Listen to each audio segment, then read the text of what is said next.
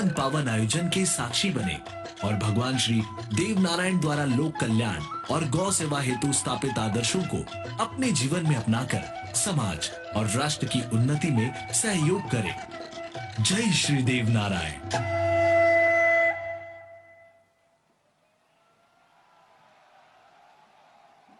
देव दरबार की।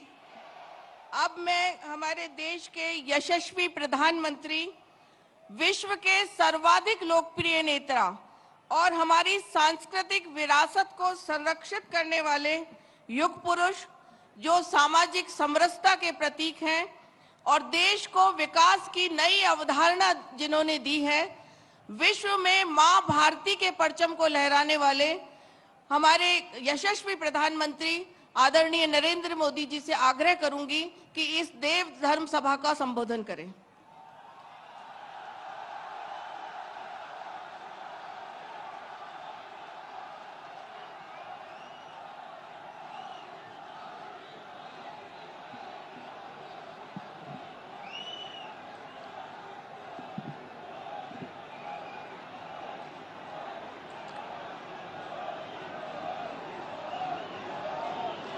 मालासेरी डूंगरी की,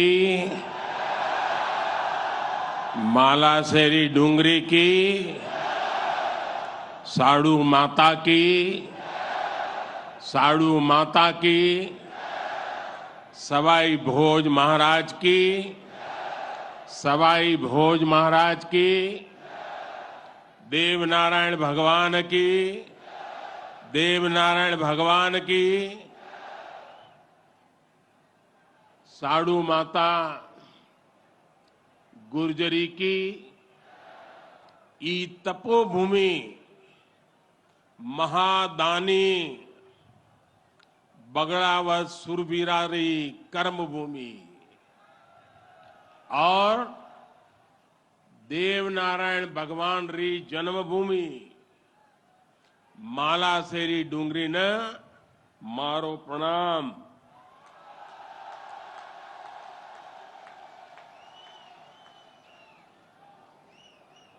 श्री हेमराज जी गुजर, श्री सुरेश दास जी,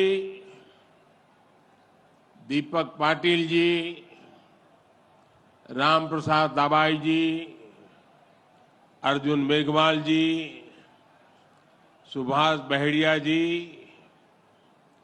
और देश भर से पधारे मेरे प्यारे भाइयों और बहनों,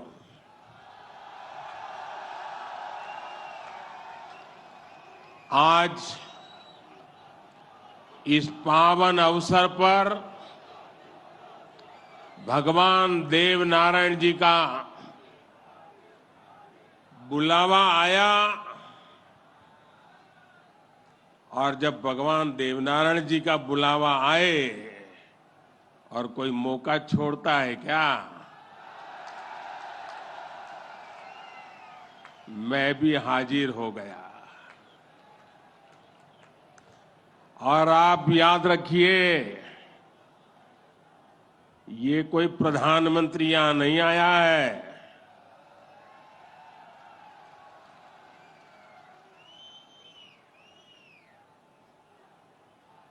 मैं पूरे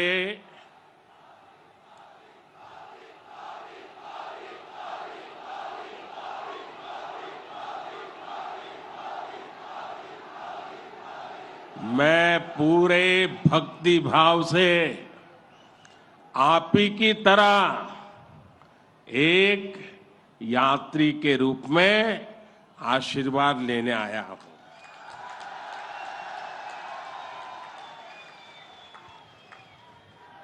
अभी मुझे यज्ञशाला में पूर्णाहुति देने का भी सौभाग्य मिला। मेरे लिए ये भी सौभाग्य का विषय है कि मुझ जैसे एक सामान्य व्यक्ति को आज आपके बीच आकर के भगवान देवनारायण जी का और उनके सभी भक्तों का आशीर्वाद प्राप्त करने का ये पुण्य प्राप्त हुआ है। भगवान देवनारायण और जनता जनार्दन दोनों के दर्शन करके मैं आज धन्य हो गया हूं।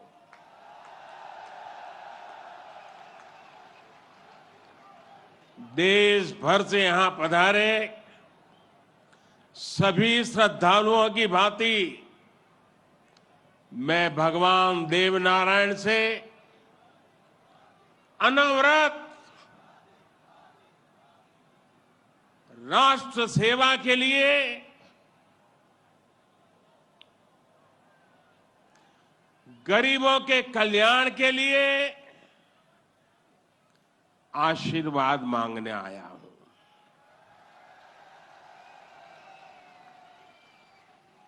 साथियों, ये भगवान देवनारायण का 1111वां अवतरण दिवस है। सप्ताह भर से यहां इससे जुड़े समारोह चल रहे हैं। जितना बड़ा ये अवसर है, उतनी ही भव्यता, उतनी दिव्यता, उतनी ही बड़ी भागीदारी गुर्जर समाज ने सुनिश्चित की है। इसके लिए मैं आप सभी को बधाई देता हूं। समाज के प्रत्येक व्यक्ति के प्रयास की सराहना करता हूं। भाइयों और बहनों, भारत के हम लोग हजारों वर्षों पुराने अपने इतिहास, अपनी सभ्यता, अपनी संस्कृति पर गर्व करते हैं। दुनिया की अनेक सभ्यताएं समय के साथ समाप्त हो गई। परिवर्तनों के साथ खुद को ढाल नहीं पाई। भारत को भी भौगोलिक, सांस्कृतिक, सामाजिक और वैचारिक रूप से तोड़ने के बहुत प्रयास हुए, लेकिन भारत को कोई भी ताकत समाप्त नहीं कर पाई। भारत सिर्फ एक भूभाग नहीं है, बल्कि हमारी सभ्यता की, संस्कृति की, सद्भावना की, संभावना की एक अभिव्यक्ति है। इसलिए आज भारत अपने वैभवशाली भविष्य की नींव रख रहा है। और जानते हैं, इसके पीछे सबसे बड़ी प्रेरणा, सबसे बड़ी शक्ति क्या है? किसकी शक्ति से, किसके आशीर्वाद से? भारत अटल है, अजर है, अमर है। मेरे प्यारे भाइयों और बहनों, ये शक्ति हमारे समाज की शक्ति है। देश के कोटि कोटि जनों की शक्ति है। भारत की हजारों वर्षों की यात्रा में समाज शक्ति की बहुत बड़ी भूमिका रही है।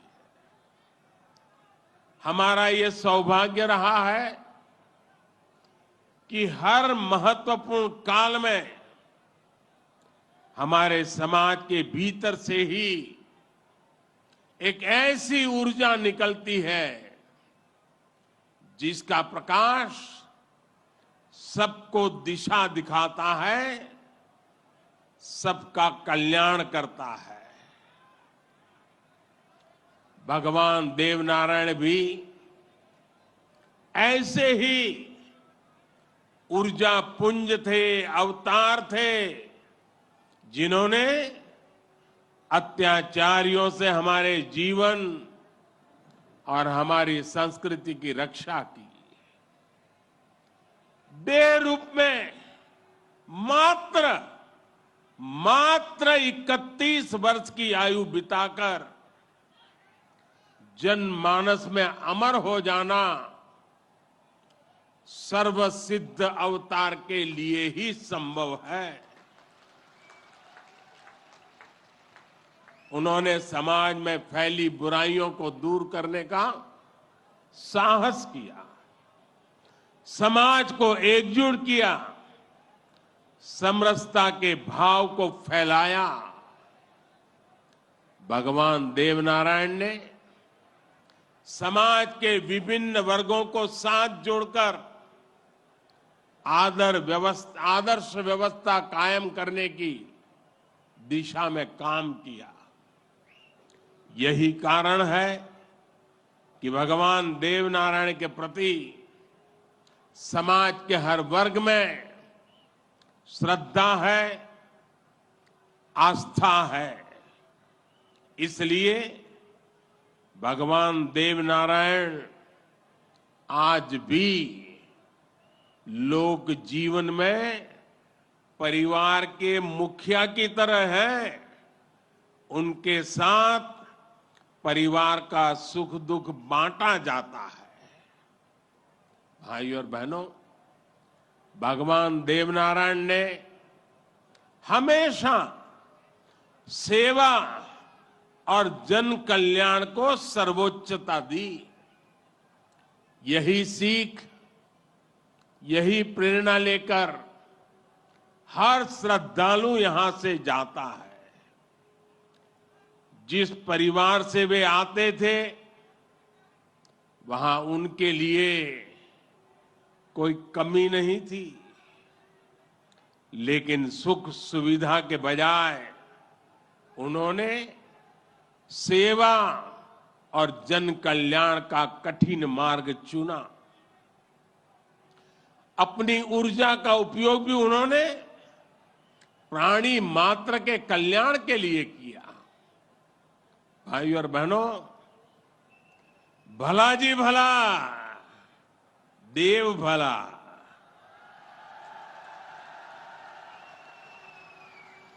भला जी भला, देव भला। इसी उद्घोष में भले की कामना है, कल्याण की कामना है। भगवान देवनारायण ने जो रास्ता दिखाया है, वो सबके साथ से सबके विकास का है। आज देश इसी रास्ते पर चल रहा है। बीते 8-9 वर्षों से देश समाज के हर उस वर्ग को सशक्त करने का प्रयास कर रहा है जो उपेक्षित रहा है, वंचित रहा है। वंचितों को वरीयता, इस मंत्र को लेकर के हम चल रहे हैं। आप याद करिए, राशन मिलेगा या नहीं, कितना मिलेगा, ये गरीब की कितनी बड़ी चिंता होती थी। आज हर लाभार्थी को पूरा राशन मिल रहा है, मुफ्त मिल रहा है। अस्पताल में इलाज की चिंता को भी हमने आयुष्मान भारत योजना से दूर कर दिया है। गरीब के मन में घर को लेकर टॉयलेट, बिजली, गैस कनेक्शन को लेकर चिंता हुआ करती थी, वो भी हम दूर कर रहे हैं। बैंक से लेन देन भी कभी बहुत ही कम लोगों के नसीब होती थी। आज देश में सभी के लिए बैंक के दरवाजे खुल गए हैं। साथियों, पानी का क्या महत्व होता है, ये राजस्थान से भला बेहतर कौन जान सकता है।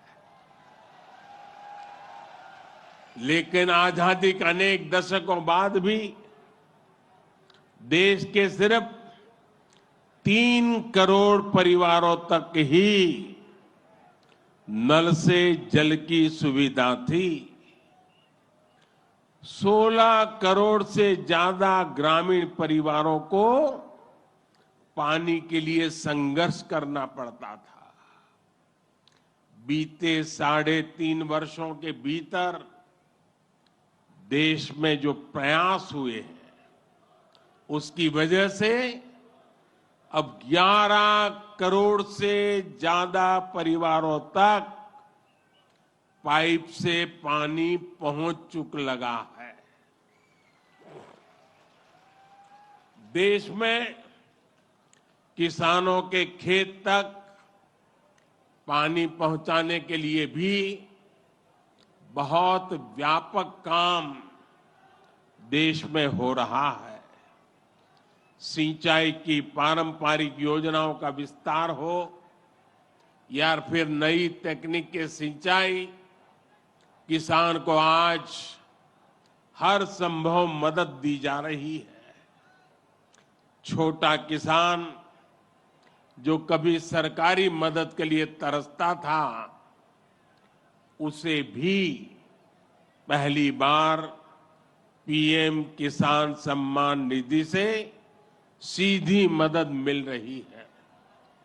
यहां राजस्थान में भी किसानों को पीएम किसान सम्मान निधि के तहत 15,000 करोड़ रुपए से अधिक सीधे उनके बैंक खातों में भेजे गए हैं। साथियों, भगवान देवनारायण ने गौ सेवा को समाज सेवा का, समाज के सशक्तिकरण का माध्यम बनाया था। बीते कुछ वर्षों से देश में भी गौ सेवा का ये भाव निरंतर सशक्त हो रहा है। हमारे यहां पशुओं में खुर और मुंह की बीमारियां, खुरपका और मुंहपका कितनी बड़ी समस्या थी, ये आप अच्छी तरह जानते हैं। इससे हमारी गायों को, हमारे पशुधन को मुक्ति मिले, इसलिए देश में करोड़ों पशुओं के मुफ्त टीकाकरण का बहुत बड़ा अभियान चल रहा है। देश में पहली बार गौ कल्याण के लिए राष्ट्रीय कामधेनु आयोग बनाया गया है। राष्ट्रीय गोकुल मिशन से वैज्ञानिक तरीकों से पशुपालन को प्रोत्साहित करने पर बल दिया जा रहा है। पशुधन हमारी परंपरा, हमारी आस्था का ही नहीं, बल्कि हमारे ग्रामीण अर्थतंत्र का भी मजबूत हिस्सा है। इसलिए पहली बार पशुपालकों के लिए भी किसान क्रेडिट कार्ड की सुविधा दी गई है। आज पूरे देश में गोवर्धन योजना भी चल रही है। ये गोबर सहित खेती से निकलने वाले कचरे को कंचन में बदलने का अभियान है।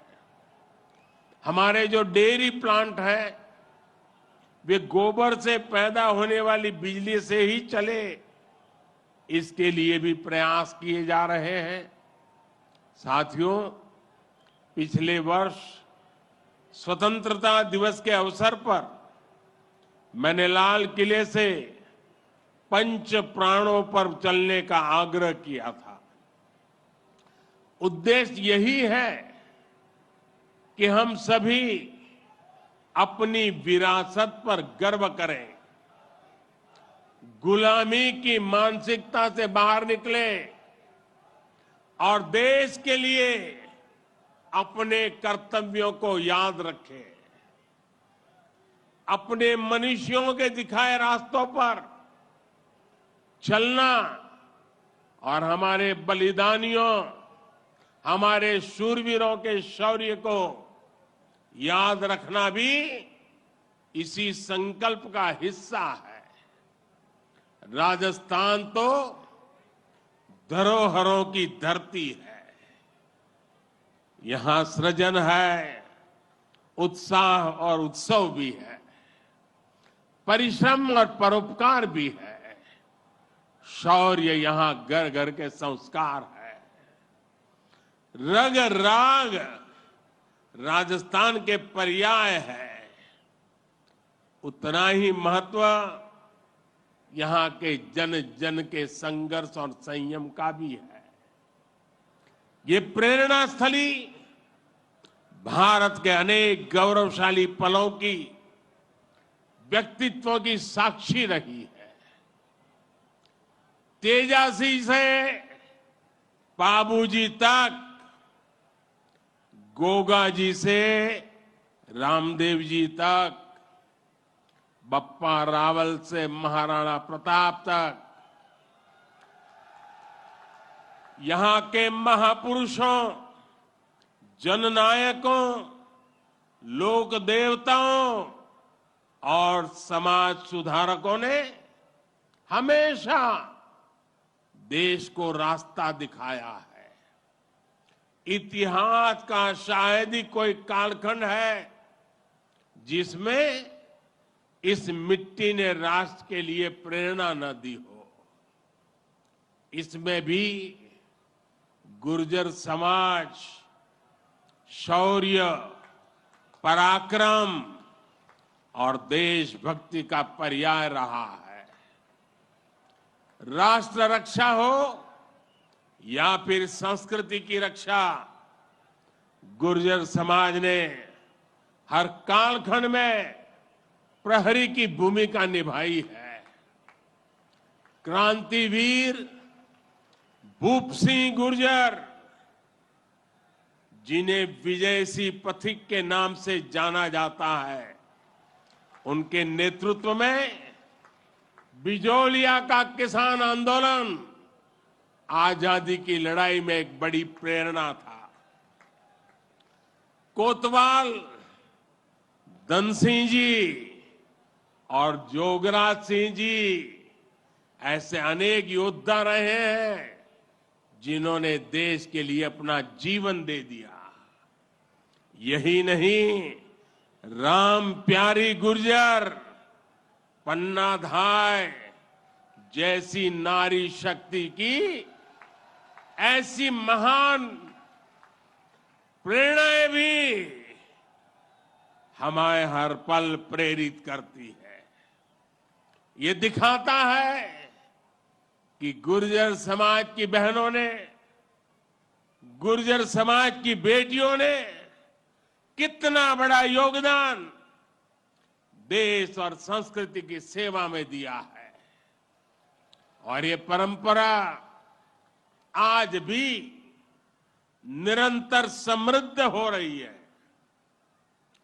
ये देश का दुर्भाग्य है कि ऐसे अनगिनत सेनानियों को हमारे इतिहास में वो स्थान नहीं मिल पाया जिसके वो हकदार थे, जो उन्हें मिलना चाहिए था।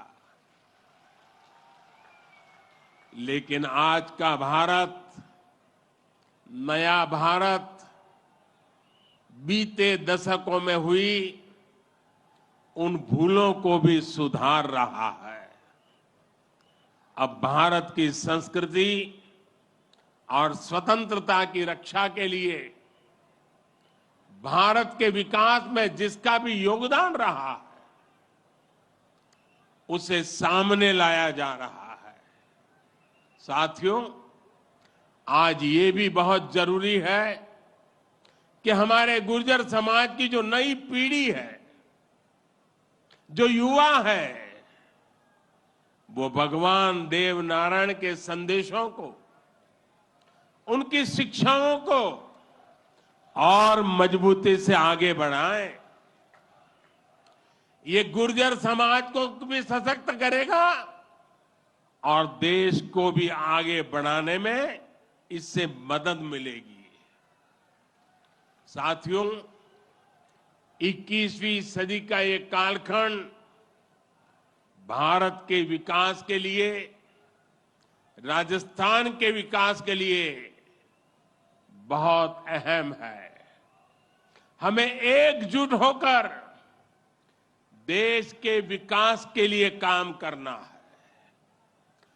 आज पूरी दुनिया भारत की ओर बहुत उम्मीदों से देख रही है।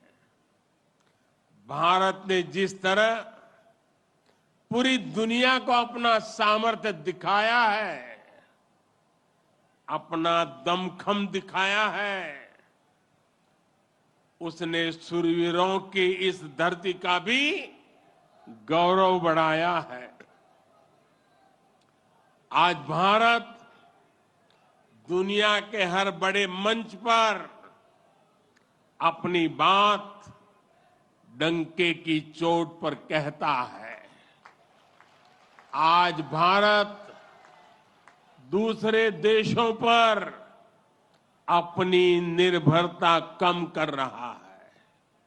इसलिए ऐसी हर बात जो हम देशवासियों की एकता के खिलाफ है, उससे हमें दूर रहना है। हमें अपने संकल्पों को सिद्ध कर दुनिया की उम्मीदों पर खरा उतरना है। मुझे पूरा विश्वास है कि भगवान देव नारायण जी के आशीर्वाद से हम सब जरूर सफल होंगे। हम कड़ा परिश्रम करेंगे, सब मिलकर के करेंगे। सबके प्रयास से सिद्धि प्राप्त होके रहेगी। और ये भी देखिए कैसा संयोग है,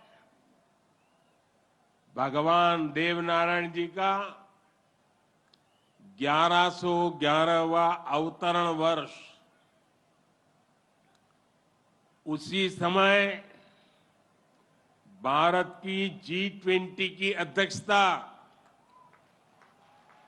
और उसमें भी भगवान देवनारायण का अवतरण कमल पर हुआ था।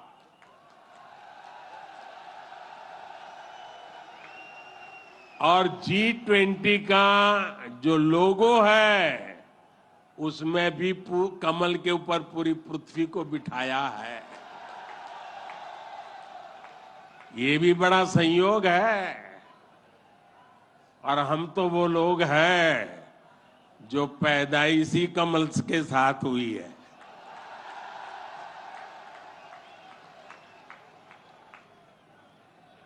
और इसलिए हमारा आपका नाता कुछ गहरा है।